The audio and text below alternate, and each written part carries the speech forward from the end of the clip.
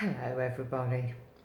Now, just because I've woken up, it's kind of in the middle of the night here at the moment and I just can't really go back to sleep, and so I thought I might just actually just do a little natter at you again.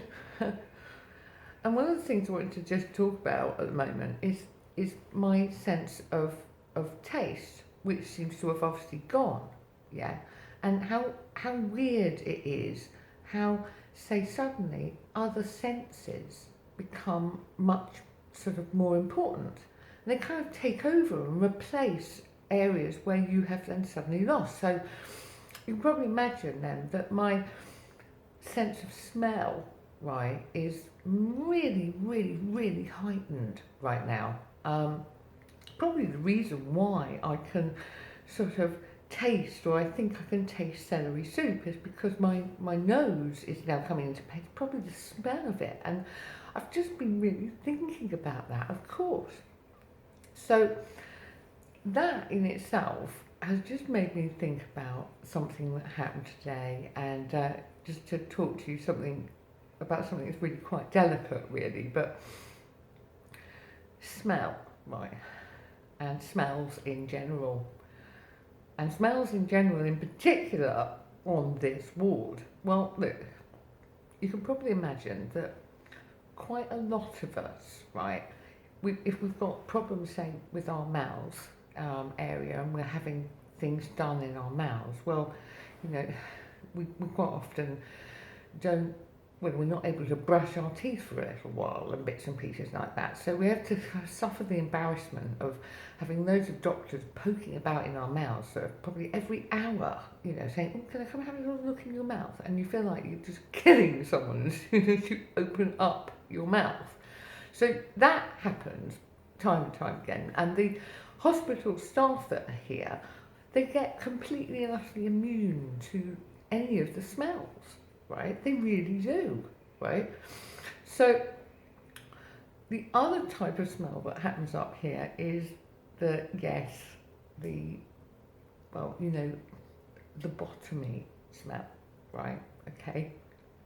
I don't know how to be any more delicate about this. You know, I could be really old-fashioned and say passing wind, or puffing, or whatever you want to call it, but I think I might just have to be brave and say fart.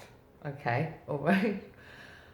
There's an awful lot of farting goes on this ward, because let's face it, there's about, I don't know, 60% of us that are on this funny feed stuff, right, which either has an effect of it kind of either going all the way through and you being a bit loose, if you know what I mean, or the other way, which has happened to me, which has been a bit sort of stopped up.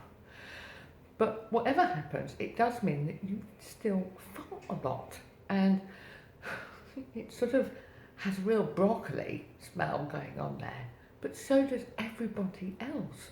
Anyway, the funny thing was that I was just walking around the corridor doing my sort of, walking around with my Michael the medical stand, as I do. We often promenade for hours and hours and hours up and down getting our exercise.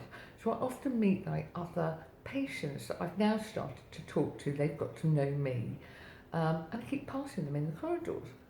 But the other morning, right, I was just walking along and I saw this bloke coming up the other way, and I nodded at him and I went, hello, hi, good morning. And he said, good morning, hello, hi. And then as he walked, he did these farts, right? And it was sort of like a